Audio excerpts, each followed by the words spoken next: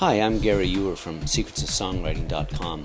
What makes a chord progression work? Why do some chord progressions work well while other ones sound kind of lame?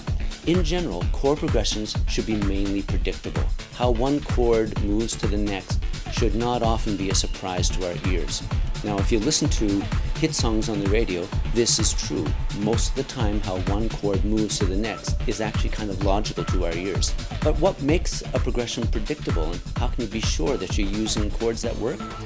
Well, there's an important principle behind chords that's important to follow, especially if you're writing songs that you want to be potential hits.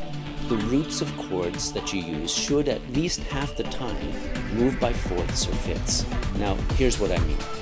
The root of a chord is the letter name. So the root of a chord, for example, the chord C, is C. Now, to move up or a fourth or a fifth from C means that the next chord you use is either going to be an F or a G. When you do this, it strengthens a progression. So for a lot of the time, you'll want your chords to move this way. You may think this is going to be a little bit boring for a chord progression, but if you check hit songs on Billboard, a lot of them move this way. And I've chosen 3 songs just to show you the chord progressions.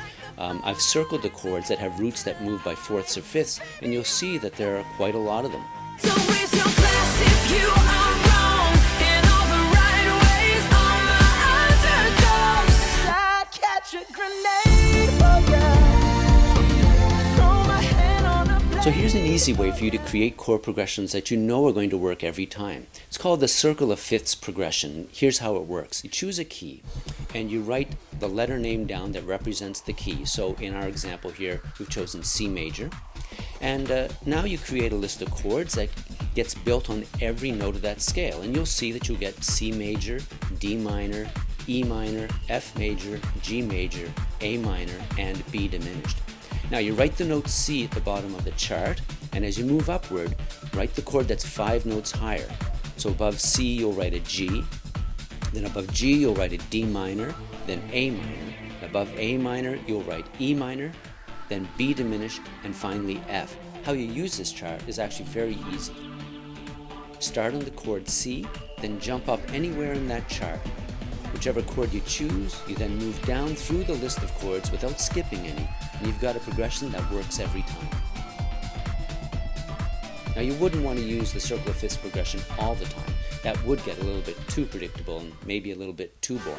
But there's a principle here that you can use every time. When you feel that your progression is losing a sense of direction, strengthen it by moving a fourth or a fifth. And one more important thing to keep in mind. Root movements of fourths or fifths become even more important as you reach the end of a verse or the end of a chorus. So my advice to you would be that if you want to add a greater sense of imagination or creativity to your songs, you'll want to look first at things like melodic structure and perhaps your lyrics as a way of really creating that sense of imagination and creativity. And I'd leave chord progressions as kind of like a final step for doing something surprising. Most of the time, you want your chord progressions to be predictable.